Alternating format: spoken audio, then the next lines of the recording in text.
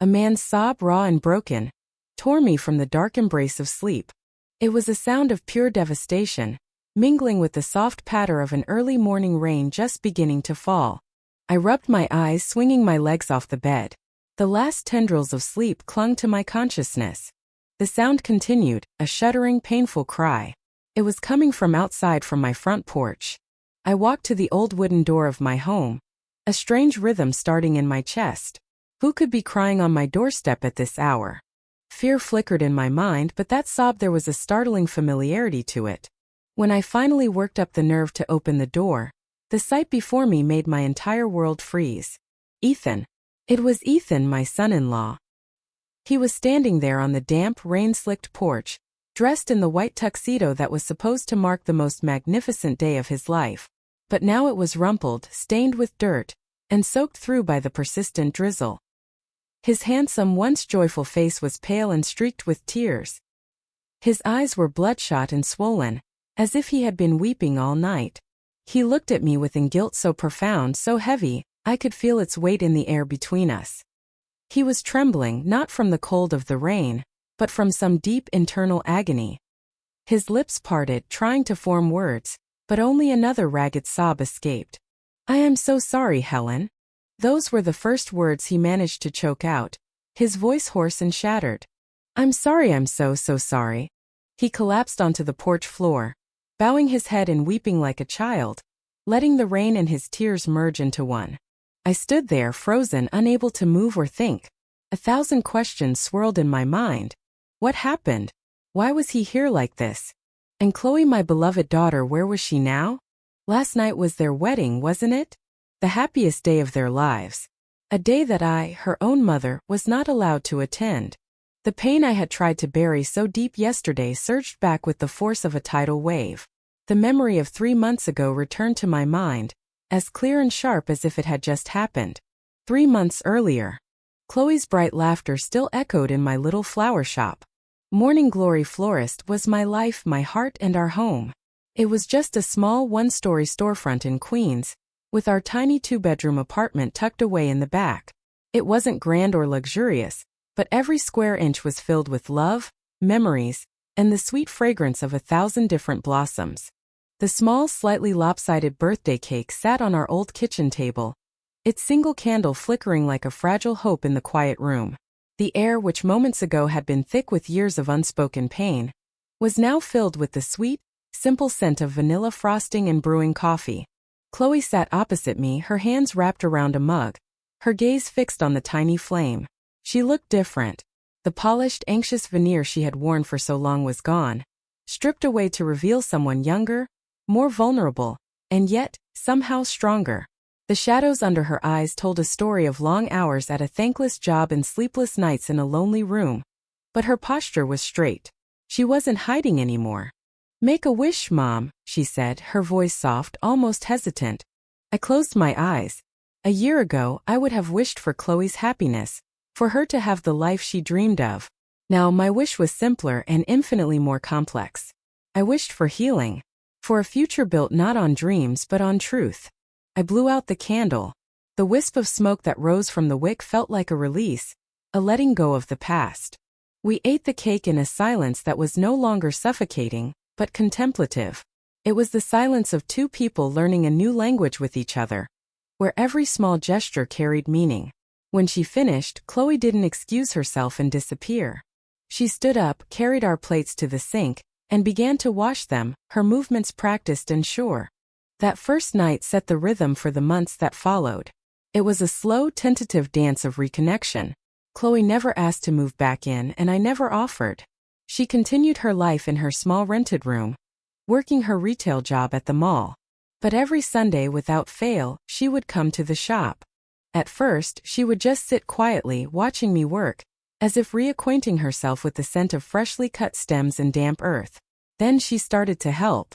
She'd sweep the floor, change the water in the buckets, and strip the thorns from the roses, her unmanicured fingers moving with a forgotten muscle memory. We didn't talk about the past. We talked about difficult customers, the rising price of carnations, and Maria's latest gossip from the bakery next door. We were rebuilding our relationship one daisy, one rose, one quiet Sunday at a time. I watched her, my heart a cautious, hopeful thing. I saw her grimace with a quiet pride when she showed me her first paycheck, a fraction of what she used to spend on a pair of shoes. I saw the exhaustion in her eyes, but also a new light, the light of self-reliance. She was discovering a value in herself that had nothing to do with a family name or a bank account balance. The first real test came in the dead of winter. I walked into the shop one frigid morning to find the big floral cooler humming loudly, but the air inside was warm. It was dead. Panic seized me. The cooler was the lifeblood of my business, and replacing it would cost thousands of dollars I didn't have. All my savings had been depleted by months of uncertainty, and I was just barely getting back on my feet. That Sunday, Chloe arrived to find me on the phone, getting a repair estimate that made my stomach clench. I hung up, my face pale. "What's wrong, Mom?" she asked, seeing the look on my face. "The cooler's broken." "Completely," I said, my voice flat with defeat. "The repairman said it would be cheaper to just buy a new one." Chloe was quiet for a moment. She looked at the dead cooler, then at the flowers I had crowded into every available bucket of cold water. A desperate attempt to save them. She looked at my worried face. "How much?" she asked. I told her the amount, a figure that felt as impossible as the one she had asked of me nearly a year ago. She nodded slowly, a determined look on her face. Without another word, she took off her coat, went to the back room, and returned with a checkbook. It was from a new account, her own, with her name printed neatly at the top. She wrote out a check and pushed it across the counter to me. I looked down at the paper. The amount was for half the cost of the new cooler. "It's all I have saved, Mom," she said, her voice steady. "I know it's not enough, but it's a start. We can figure out the rest." Tears welled in my eyes as I looked at the check. This small piece of paper meant more to me than all the money in the Vance family fortune. It wasn't just money, it was restitution. It was proof. It was her giving back a piece of the world she had taken. A piece she had earned with her own two hands. "No, Chloe," I said, pushing it back. "This is your money. You worked hard for it." "Please, Mom," she insisted, her eyes pleading. "Let me do this. This isn't just your shop. It's our home. I almost made you lose it. Let me help you save it." In that moment, a large part of the wall around my heart crumbled. We were a team again. We spent the next week pooling our resources. I took a small business loan, and together we bought a new cooler. The day it was installed, we stood side by side, watching its lights flicker on. A shared victory that felt monumental. The final piece of the past fell away a few months later. Chloe had been promoted to assistant manager at her store. It was a step up with more responsibility and slightly better pay. She had invited me to have dinner at a modest but nice Italian restaurant downtown to celebrate. We were laughing, sharing a plate of calamari, when I saw Chloe's face freeze. I followed her gaze across the room. A group of impeccably dressed young women had just been seated. I recognized one of them from the wedding photos. She was one of Ethan's cousins or a close family friend, part of that glamorous world Chloe had once so desperetely wanted. The woman's eyes met Chloe's. A flicker of recognition, followed by a cold, dismissive smirk. She whispered something to her friends, who all turned to stare, their expressions a mixture of pity and contempt. I saw the old shame flare in Chloe's eyes. Her shoulders tensed, and for a second I thought she would shrink, would want to run and hide. The old Chloe would have been devastated, humiliated. But then something shifted. She took a deep breath. She straightened her back. She turned away from their judgmental stares and looked directly at me. "They look like they're having a fun night," she said, her voice calm and even. She picked up her fork. "This pasta is really good, Mom. You have to try some." She didn't raise her voice. She didn't offer a sarcastic remark. She simply refused to give them power over her. She chose me. She chose our table, our celebration, our reality. She looked at them, saw the world she had nearly destroyed herself for, and chose to turn away, not in shame but in peace.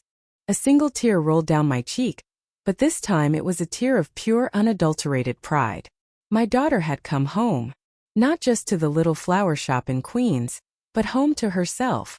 We finished our dinner, the ghosts of the past finally banished, not by anger or revenge, but by a quiet, dignified strength. As we walked out of the restaurant into the cool night air, Chloe slipped her arm through mine. "Next month I was thinking," she said, looking up at the city lights. "Maybe I could take that floral design course at the community college. Just for fun. You could probably teach me more, but I'd like to learn it for myself." I smiled, my heart full. The path ahead was no longer uncertain. It was a path we would walk together, planting new seeds in the rich, fertile ground of forgiveness, watching to see what would grow. And I knew, with a certainty that settled deep in my bones, that it would be something beautiful. The floral design course became Chloe's new sanctuary. Every Tuesday and Thursday night, she'd come home to her small room, her clothes dusted with pollen and her fingers smelling of eucalyptus and freesia. She would excitedly show me photos on her phone of her class projects. A sprawling centerpiece with asymmetrical branches, a delicate corsage using techniques I'd never seen, a bridal bouquet woven with trailing ivy. At first, I watched with a certain maternal pride mixed with the caution of a seasoned professional. I was the expert after all. But I soon realized Chloe wasn't just learning. She was creating. She had an eye for color and texture that was entirely her own, modern. A little wild, yet deeply respectful of the flowers themselves.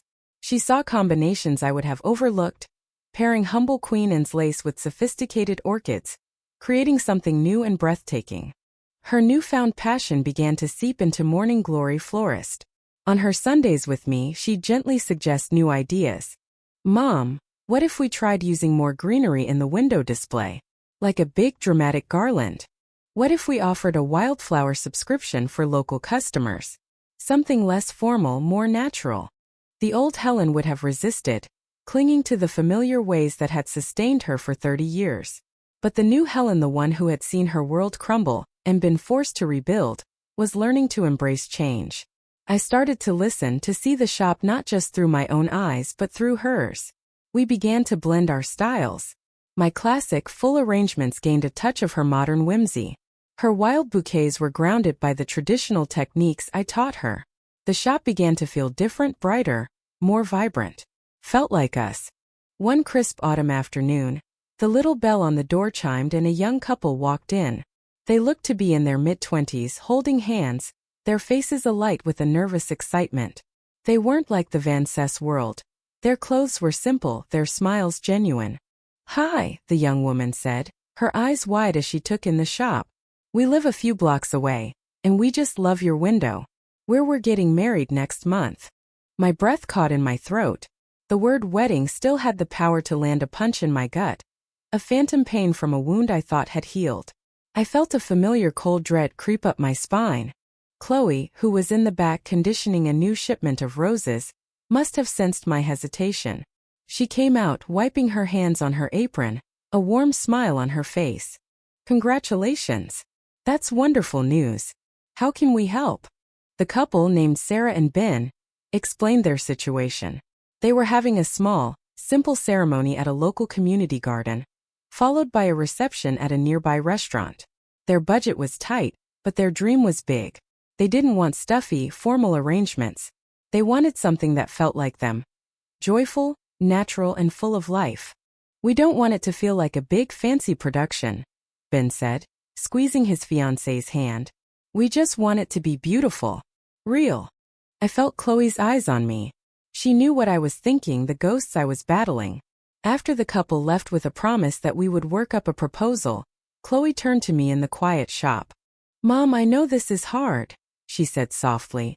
I don't know if I can do it, Chloe," I confessed, the words tasting like ash. "A wedding." She walked over and took my hands in hers.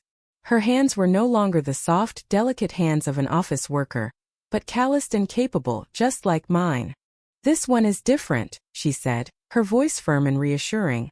"This isn't about impressing anyone. It's not about shame or secrets. It's about Sarah and Ben. It's about us. We get to make this one beautiful, Mom.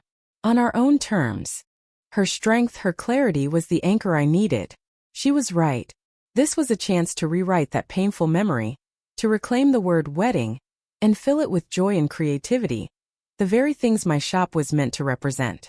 "Okay," I whispered, a wave of resolve washing over me. "Let's do it." The next few weeks were a whirlwind of collaborative creation. Chloe sketched out a vision of wildflower arches, bouquets that looked as if they were just gathered from a field, and simple table arrangements in mismatched glass jars. I helped her source the best seasonal blooms, adding my knowledge of longevity and structure to her artistic flair. We spent long evenings in the shop, side by side, music playing softly, the scent of flowers filling the air. We were not just a mother and daughter, we were partners. The day of the wedding arrived bright and clear. We loaded up my old van and drove to the community garden. As we began to assemble the floral arch, surrounded by the laughter of the couple's friends and family who were helping set up chairs, I felt a sense of peace I hadn't known was possible. This was what a wedding was supposed to feel like. A community coming together.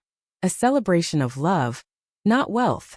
We decorated the space, our hands working in a familiar, easy rhythm. When Sarah the bride saw her bouquet for the first time, a cascade of daisies, lavender and delicate, trailing greenery, she burst into tears of happiness. "It's more perfect than I ever could have imagined," she cried, hugging us both tightly. During the ceremony, Chloe and I stood at the back, watching as Sarah and Ben exchanged their vows under the arch we had built together. Seeing the pure, unadulterated joy on their faces, framed by the flowers we had arranged with so much love, was a healing balm on my soul.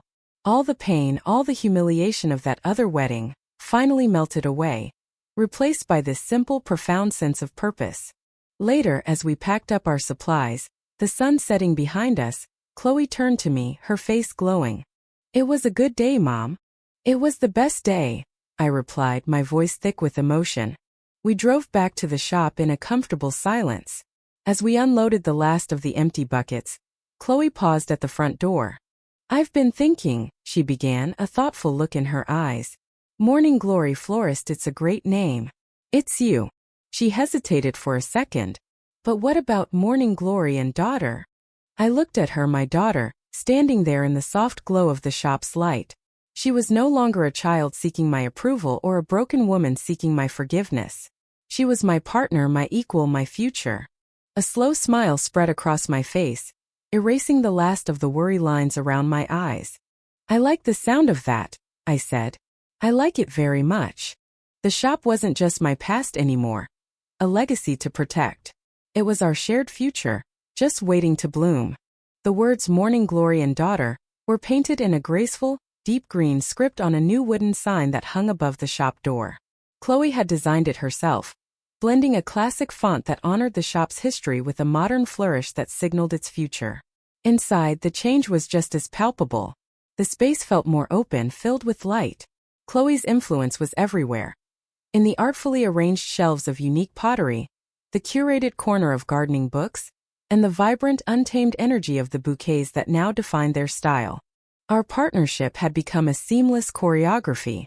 I was the roots, the deep knowledge of horticulture and the steady hand of business. Chloe was the bloom, the creative vision that pushed us into new, exciting territory. Our little shop in Queens started to get noticed. A feature on a popular city lifestyle blog brought a new wave of customers, people who were tired of stiff, generic arrangements and were looking for something with personality, something authentic. We were not just selling flowers, we were selling stories.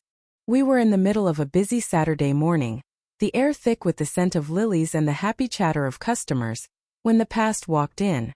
She entered not with a bang, but with the quiet, imperious rustle of expensive silk. It was Eleanor Vance. She looked exactly the same, flawlessly coiffed, her face a mask of elegant composure, her eyes sharp and assessing. She was with another woman, a friend of similar bearing, and they were clearly just passing by, drawn in by the crowd. My heart hammered against my ribs, an instinctive primal urge to shield my daughter rising within me. I glanced at Chloe, who was wrapping a bouquet for a customer. She saw her. I watched as Chloe's hands froze for a fraction of a second over the tissue paper. A flicker of the old fear crossed her face, a ghost of the girl who had been so terrified of this woman's judgment. But then it was gone. She took a quiet, steadying breath, finished tying the ribbon with a flourish, and handed the bouquet to her customer with a warm smile. Only then did she turn her attention to the two women. Eleanor's perfectly arched eyebrows rose in surprise. "Chloe, is that you? My goodness." Her gaze swept around the bustling shop, a look of faint, condescending amusement on her face. I see you're keeping busy. The words were polite, but the subtext was clear, so this is what you amount to. Still playing with flowers in this little corner of the world. The old Chloe would have withered under that gaze. But the woman standing before her now was not the old Chloe. "Hello, Eleanor," Chloe said, her voice even and pleasant. She didn't move from behind the counter. She stood her ground in her space, in her power. "Yes, we're very busy. Business is good." She gestured around the shop with a sweep of her hand. "This is my shop. I own it with my mother." There was no defensiveness in her voice, only a simple statement of fact. She wasn't ashamed. She was proud. She was defining herself, not letting Eleanor define her. Eleanor was momentarily taken aback, unused to not holding all the power in a conversation. Her friend looked between them, sensing a history she didn't understand. "Well," Eleanor said, recovering quickly, her smile tight. "How industrious of you." She turned to leave, as if the novelty had worn off. But before she walked out, she paused and looked back, her eyes landing on me for the first time. She gave me a curt, almost imperceptible nod, a silent acknowledgement that held a universe of unspoken things. It wasn't an apology. It was perhaps a concession, a recognition that in the end I had won. Not by fighting but by enduring, by loving. Then she was gone. The little bell on the door chimed, and the energy in the room seemed to lighten instantly. Chloe let out a long, slow breath she didn't realize she'd been holding. I walked over and placed my hand on her shoulder. "Are you okay?" I asked. She turned to me, and on her face was not shame or anger, but a look of profound, quiet revelation. "You know, Mom," she said, a small, genuine smile playing on her lips. "For the first time I actually feel sorry for her." And in that moment I knew she was truly free. Then one evening as we were closing up, Chloe was checking the shop's email.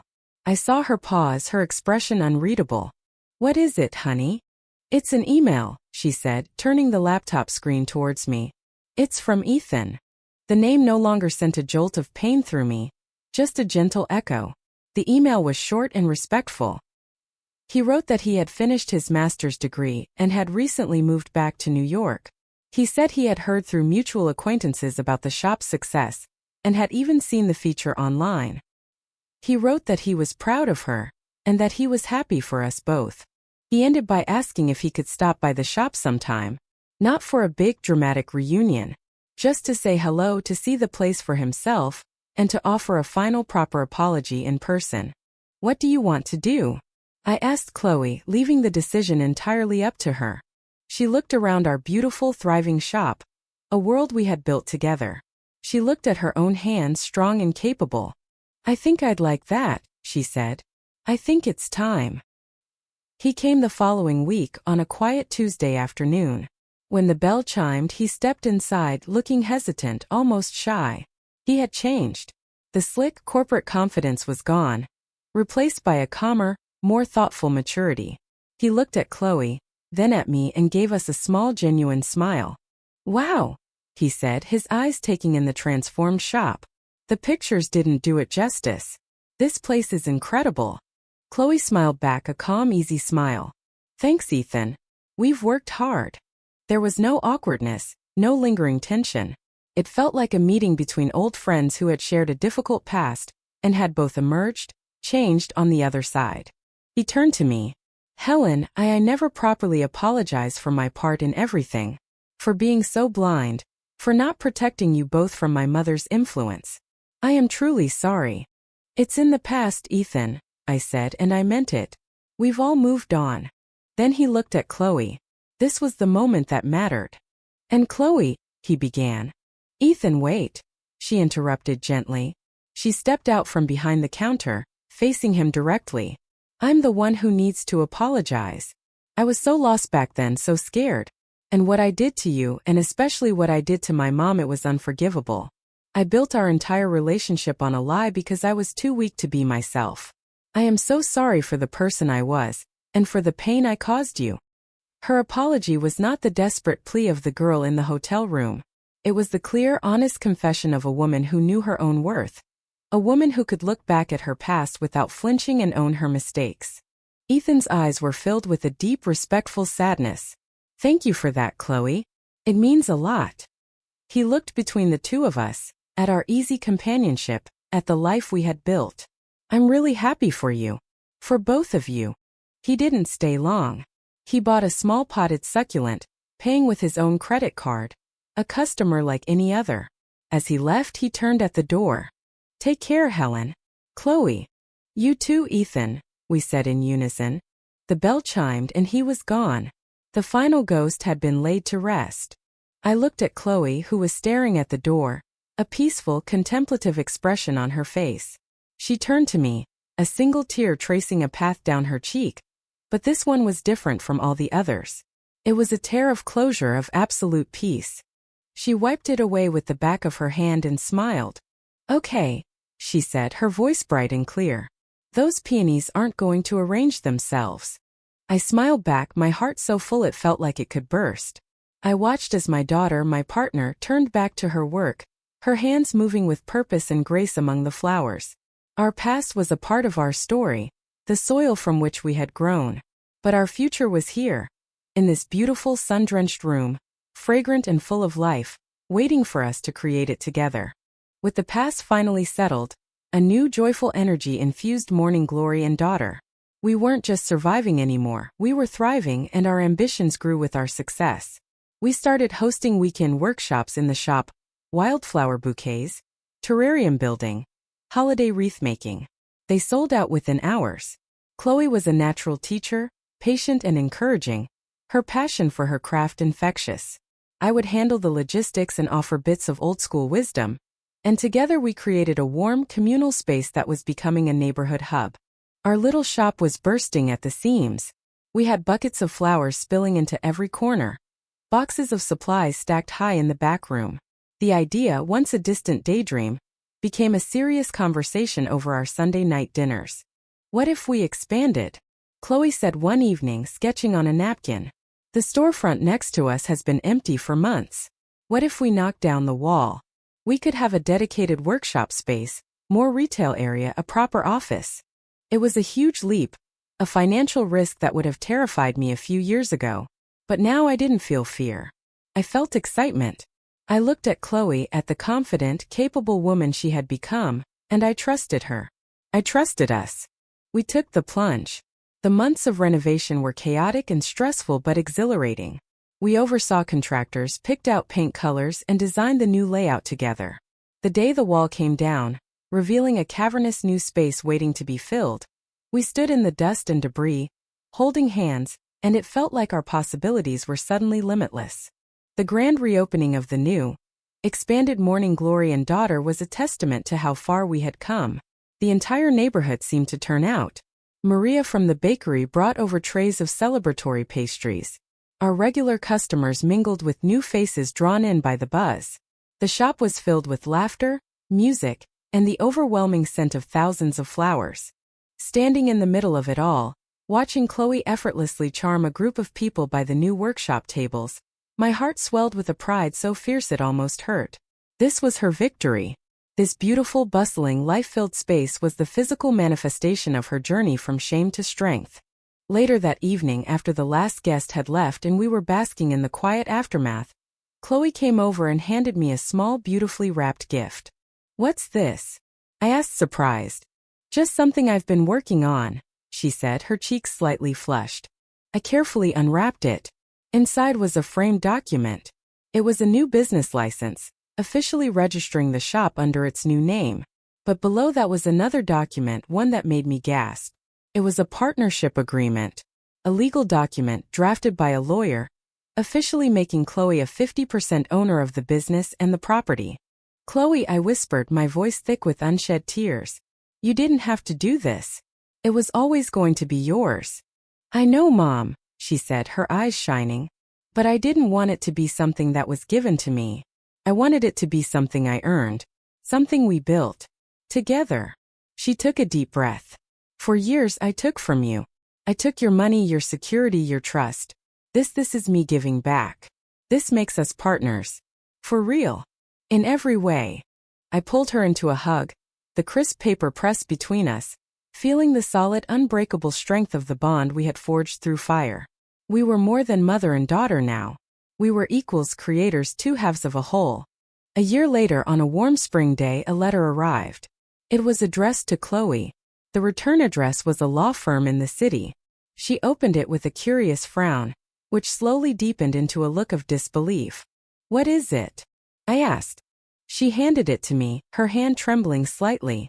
It was a letter from Eleanor Vance's estate attorneys. Eleanor had passed away a few weeks prior after a brief illness. The letter stated that in her will, she had left a bequest.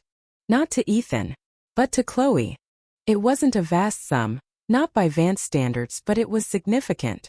More importantly, it came with a short, handwritten note from Eleanor herself, penned before her death. The elegant, sharp handwriting was unmistakable.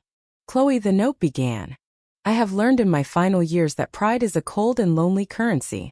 You showed a strength I did not believe you possessed. You chose dignity over inheritance, and in doing so, you earned a respect I have given to very few. This is not a gift. It is an investment in a woman who proved she knew how to build something real. Do with it what you will. Eleanor." We stood in silence in the middle of our sun-drenched shop, the letter a stunning final act from a woman we never thought we understood. It was not an apology, but it was something more profound. It was an acknowledgement. A final unexpected piece of closure. Chloe folded the letter carefully. "What should we do with it?" she asked, her voice quiet. I looked around at our beautiful shop, at the life we had built from nothing but hard work and forgiveness. "I think," I said, a slow smile spreading across my face, "I know a young woman who wants to buy out her partner's half of the business loan." Chloe's eyes filled with tears, but this time they were tears of pure, unadulterated joy. She laughed, a bright, clear sound that filled the entire shop. "I think I know that woman too," she said. That evening we didn't go home. We locked the doors, turned up the music, and opened a bottle of champagne we had been saving. We sat on stools in the middle of our shop, surrounded by the sleeping flowers, and toasted to the past that had shaped us, to the future we were building, and to the extraordinary resilient power of a morning glory, a flower that closes up in the darkness but always opens again to the light. And we knew with absolute certainty that our best days were still ahead. The inheritance from Eleanor, once invested to clear the last of our business debts, left a surprising surplus. For weeks, the money sat in the company's bank account, a quiet testament to a closed chapter. Chloe and I knew we didn't want to simply absorb it into our daily operations. It felt different. It was, as Eleanor had called it, an investment, and it deserved a purpose as deliberate as its bequest. The idea came to Chloe one afternoon while she was mentoring our young part-time assistant, Maya. Maya was a bright, talented student from a low-income neighborhood, putting herself through community college. She had a natural eye for design but spoke often of the financial barriers her friends faced in pursuing creative fields.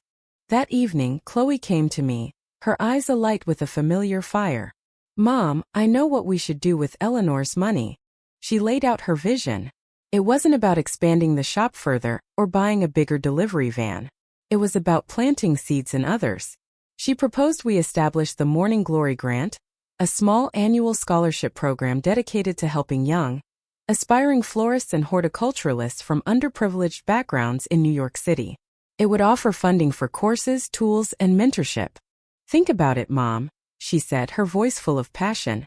"All of this," she gestured around our beautiful shop, "it happened because you gave me a second chance, because I had the resources even after I made the worst mistakes to rebuild. What if we could give that chance to someone else? Someone who, like me, just needed someone to believe in them."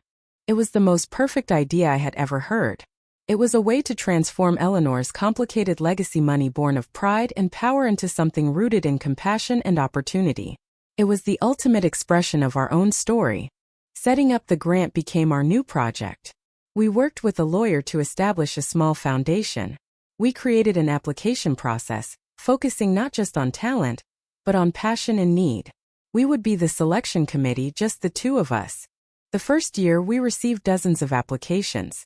We spent hours reading stories of incredible resiliency of young people tending to rooftop gardens in the Bronx, creating art with flowers on their fire escapes in Brooklyn, dreaming of careers that felt impossibly out of reach.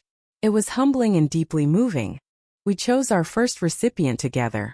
A young woman named Rosa from East Harlem whose application included not just photos of her stunning, makeshift arrangements, but a heartfelt essay about how she wanted to use flowers to bring beauty and healing to her community. When we called to tell her she'd won, her tears of joy over the phone were a more valuable return than any stock market investment. The Morning Glory grant became an integral part of our identity. It connected us to the city in a way we never had been before. It brought a stream of bright, hopeful young people into our orbit. Chloe took the mentorship aspect to heart, inviting the grant recipients to the shop, letting them shadow her, sharing her knowledge freely and generously. She was becoming the mentor she never had. One crisp autumn day about 5 years after the shop's expansion, I was sitting in our small office, happily tackling a mountain of paperwork. Chloe was leading a sold-out workshop in the main space, her clear, confident voice drifting in, punctuated by the laughter of her students. Our life had found a beautiful, steady rhythm. The bell on the door chimed, but I didn't look up, assuming it was another customer. A moment later, Chloe appeared in the office doorway. "Mom," she said, her voice soft. "There's someone here to see you." There was a strange look on her face, a mix of surprise and something else I couldn't quite read. I stood up and followed her out into the shop. Standing near the counter, looking a little lost amidst the vibrant displays, was Ethan. He wasn't alone. Beside him stood a woman with kind eyes and a warm, gentle smile. And holding his hand was a little girl about 4 years old, with her mother's smile and Ethan's serious, thoughtful eyes. "Ethan," I said, a genuine warmth spreading through my chest. We had kept in touch sporadically over the years, exchanging polite holiday cards and the occasional email.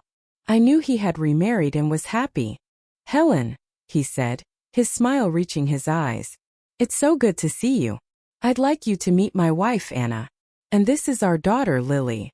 "It's a pleasure to meet you both," I said, shaking Anna's hand. I knelt down to the little girl's level. "And hello, Lily.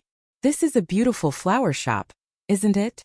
Lily nodded shyly, hiding behind her father's leg. Chloe stepped forward, greeting them with the easy grace of a woman completely at peace with her past. There was no awkwardness, only a quiet, mutual respect. "We were in the neighborhood," Ethan explained. "Lily has a birthday coming up, and she's decided she wants to be a flower maker. I told her I knew the best ones in the entire city." His words, so simple and sincere, were a quiet acknowledgement of everything we had built. He wasn't just being polite. He was a customer, a father, bringing his daughter to a place he genuinely admired. Chloe's face lit up. "Well, you've come to the right place, Lily," she said, kneeling down too. "Would you like a tour?" For the next half hour, I watched as Chloe led the little girl by the hand through our shop. She showed her how to gently touch the soft petals of a rose, let her smell the sweet fragrance of hyacinths, and explained the names of the flowers in a simple, magical way. It wasn't a performance. It was a pure, joyful sharing of her passion. At the back counter, she helped Lily pick out a few stems of bright pink Gerbera daisy, a sprig of baby's breath. A stem of fernan showed her how to arrange them in a tiny bud vase. Lily's face was a picture of intense concentration and delight. As Ethan paid for the small arrangement, Anna turned to me. "He talks about you both, you know," she said quietly. "He says you're two of the strongest women he's ever met. What you've built here, it's more than just a shop." I looked over at my daughter, who was now laughing with a 4-year-old girl over a single perfect daisy. I saw the entire arc of her life in that one moment: the broken girl, the determined woman, the gifted artist, the generous mentor. She wasn't just arranging flowers. She was tending to a new generation, planting a seed of joy in a child's heart. After they left, the shop fell quiet again. Chloe came and stood beside me, watching the little family walk down the street, Lily carefully clutching her tiny vase. "She's a sweet kid," Chloe said softly. "Yes, she is," I replied. We stood there for a moment longer, in comfortable silence, surrounded by the beauty we had cultivated. The late afternoon sun streamed through the front window, illuminating the dust motes dancing in the air like tiny golden blessings. My life was not what I had once imagined it would be, filled with the easy joy of a daughter married to a wealthy man. It was something far richer, far more real. It was a life filled with purpose, built on the hard-won ground of forgiveness, and overflowing with a love that had been tested and had not only survived, but had grown stronger, more vibrant, and more beautiful than any flower we could ever hope to sell. I reached out and took my daughter's hand, my partner's hand, lacing my fingers through hers. "Let's go close up," I said. "It's been a good day." "Yes, Mom," she said, squeezing my hand back. "It's been a very good day." The rhythm of the seasons continued to turn, each one marked by the changing flowers in our shop. The Morning Glory grant flourished, becoming a small but respected institution in the city's horticultural community. We celebrated each new recipient, their successes feeling like our own. Chloe became a sought-after speaker at local garden clubs and design schools, her story of transformation which she shared with honesty and humility inspiring more people than she could ever know. One gray, drizzly morning in early spring, a day that felt much like the one that had shattered my world so many years ago, I was sitting in the office going through invoices. Now in my late 60s, I had gracefully stepped back from the heavy lifting, taking on the role of the shop's matriarch and business manager, while Chloe handled the creative direction and the demanding physical work. Chloe came into the office, holding a steaming mug of tea for me. She looked at the rain streaking down the window pane. "This weather reminds me of something," she said, a thoughtful, distant look in her eyes. It was the first time in years either of us had alluded to that specific day. "Me too," I said quietly. She sat down opposite me, wrapping her hands around her own mug. "You know, Mom, for a long time I couldn't forgive myself for that day. Not just for what I did to you, but for the person I was. The weakness, the shame, it felt like it would be a part of me forever." She paused, looking out at the rain. "But then I look around at all of this. At our shop, at the grant, at the life we have. And I realized that person she had to exist. Her mistakes, her pain, they were the soil. This," she gestured to the bustling shop beyond the office door. "This is what grew out of it." Her words were a gift, a final profound piece of healing I didn't even know I still needed. She had not just moved on from her past. She had integrated it, transformed its poison into medicine. "Nothing grows without soil, honey," I said, my voice thick with emotion. Just then Rosa, our very first grant recipient, burst through the front door, shaking rain from her coat.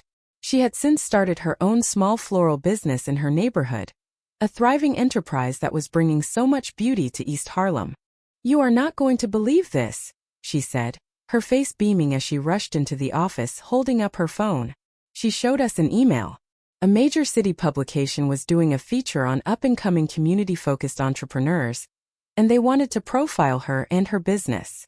"It's all because of you," Rosa said, her eyes shining with tears as she looked at us. "You gave me the start. You believed in me when no one else did." Chloe got up and gave her a huge hug. "No, Rosa. We just opened a door. You're the one who had the courage to walk through it." Watching them, my heart felt almost too full. I saw the lineage of our story unfolding right there. The pain I had endured had fueled my sacrifice for Chloe. Chloe's painful mistakes had fueled her redemption and a desire to give back. And that desire had fueled Rosa's dream, which would now in turn inspire countless others. Our pain had not been pointless. It had been composted into hope. Later that afternoon, after the rain had stopped and a weak sun was trying to break through the clouds, I stood at the front window, watching the city rush by. Chloe came and stood beside me, and we watched as a young couple stopped to admire our window display, their heads close together, pointing at a particularly beautiful arrangement of spring tulips. "They look happy," Chloe murmured. "They do," I said. I thought of Sarah and Ben, the first wedding we did together, and all the joyful, honest celebrations we had been a part of since. We hadn't just built a business. We had become custodians of people's happiest moments. My mind drifted back to Ethan's daughter, Lily, and her little bud vase. I pictured her, a teenager now, perhaps with a love for flowers of her own, a seed we had unknowingly planted. The future felt vast and full of stories yet to be told, stories that would grow long after I was gone. "I'm tired, honey," I said, a gentle, peaceful weariness settling into my bones. "I think I might go home a little early today." "Okay, Mom," Chloe said, slipping her arm around my shoulders. "You've earned it. I've got everything under control here." Her words were simple, but they held the weight of our entire journey. "I've got it. She was no longer the daughter who needed me to save her. She was the woman who could carry our legacy forward, stronger and brighter than I could have ever imagined. As I walked down the familiar street toward my quiet apartment, I felt a profound sense of peace. My life had been a garden, filled with seasons of bitter frost and unexpected drought, but also with periods of glorious, breathtaking bloom. I had planted seeds of love, and even when they were trampled, even when they seemed lost, they had found a way to grow back, more resilient and beautiful than before. I knew that one day my season would end, but the garden we had built together, Morning Glory and daughter, would continue to flourish. It would keep planting seeds of beauty, hope and second chances in the heart of the city, a living, breathing legacy of a love that had weathered the darkest storms and had, finally, stepped into the sun. And that was more than enough. It was everything. The years that followed were ones of quiet, steady joy. The new sign for Morning Glory and daughter became a landmark on our little street, its green letters weathering gracefully with the seasons. The shop was more than a business. It was a living, breathing part of the community, a place people came to not just for flowers, but for a moment of peace, a bit of advice, or a friendly conversation. Chloe, now in her late 30s, had come into her own in a way that still took my breath away. She was a respected business owner, a beloved teacher, and a pillar of the neighborhood. But the role that brought the most profound joy to both of us was one we never expected. Her daughter Lily was born on a bright June morning, arriving in the world with a tuft of dark hair and my own stubborn chin. She became the new sun around which our world revolved. My days found a new gentle rhythm. While Chloe ran the bustling shop with an energy I could now only admire, my role shifted again. I became the official grandma in residence. My mornings were spent not with ledgers but with picture books. My afternoons were not for ordering supplies, but for pushing a small swing in the park. One perfect Saturday in May, when Lily was 5, the three of us were in the small garden behind the shop. It was a space we had cultivated together, a riot of herbs, perennials, and wildflowers. I was sitting on a bench, watching as Chloe showed Lily how to gently separate a new seedling from its pot. The small hands, so much like Chloe's but softer, patted the dark soil with clumsy determination.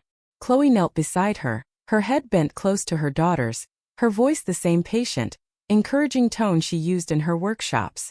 In that moment, watching them together, bathed in the soft afternoon light, I saw the unbroken line of my life.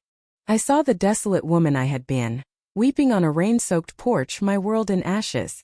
I saw the mother who had to choose the hardest form of love, letting go to save her child. I saw the tentative steps of forgiveness, the slow rebuilding of trust, the shared victory of a new floral cooler. I saw the legacy of a complicated woman named Eleanor, her pride transformed into a scholarship that was now helping its 8th student attend design school. And I saw it all lead to this perfect, ordinary moment. My daughter whole and happy. My granddaughter, planting her first flower in the soil of a home that had almost been lost forever. The scars from that long-ago mortgage were no longer wounds but simply lines on a map that showed the impossible journey we had taken to get here. I picked up my old favorite trowel, the one my own husband had given me all those years ago. Its wooden handle was worn smooth and dark, shaped by decades of my own hope and sorrow, by the planting of countless seeds. I walked over to my girls. "Here, sweetie," I said, holding it out to Lily. "It's your turn to plant one." Lily looked up at me, her eyes wide with a solemn importance. She took the trowel in her small hands. Chloe steadied her, and together, they dug a small hole and gently placed a new Morning Glory seedling into the earth. I stepped back, not as a participant anymore but as a witness.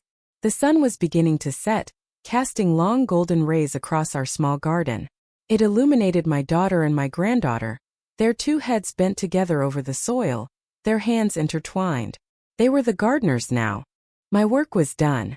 My heart was full, not with the frantic, anxious love of a young mother, but with the deep, quiet, and complete gratitude of a woman who had been given the great gift of seeing her story through to its most beautiful chapter. The darkness always comes. It's a part of every life, every season. But for a Morning Glory, that is never the end of the story. It is only a promise of the dawn. And I knew, as I watched the two halves of my heart tend to our garden, that the sun would continue to rise on our little shop for a long, long time to come. The seasons turned, and so did the pages of our lives. Lily grew from a little girl patting soil into a thoughtful teenager with her mother's artistic eye and my practical nature. She spent her after-school hours in the shop, not because she had to, but because she wanted to. She learned the Latin names of flowers, the language of color, and the quiet art of listening to a customer's heart to understand what they truly need. A skill that cannot be taught in any course. My own steps grew slower, my world smaller, but my heart had never been more expansive. I spent most of my days in a comfortable armchair Chloe had placed in a sunny corner of the shop, a spot from which I could watch the beautiful, bustling world we had created. I was the quiet queen of this floral kingdom, the keeper of its stories. One day, a wedding invitation arrived. It was printed on simple, elegant cardstock, adorned with a delicate wildflower motif. Rosa, our very first grant recipient, was getting married. She asked if we'll three of us would do her flowers. It was not a commission, it was an honor. The preparations were a beautiful, multi-generational dance. Chloe led the design, her vision clear and brilliant. Lily was her dedicated apprentice, her young hands now deft and sure as she wired boutonnieres and prepped buckets. My role was to sit in my armchair, offering advice born from a lifetime of experience. A little more jasmine in the bride's bouquet, Chloe. Its scent will remind her of this day years from now. Lily, remember to give those hydrangeas a fresh, sharp cut. They're thirsty flowers. On the day of the wedding, held in the same community garden where we had marked our own rebirth, I sat on a bench in the front row. I watched my daughter and my granddaughter move through the crowd, their arms full of beauty, their faces shining with purpose. They were a team, a seamless extension of one.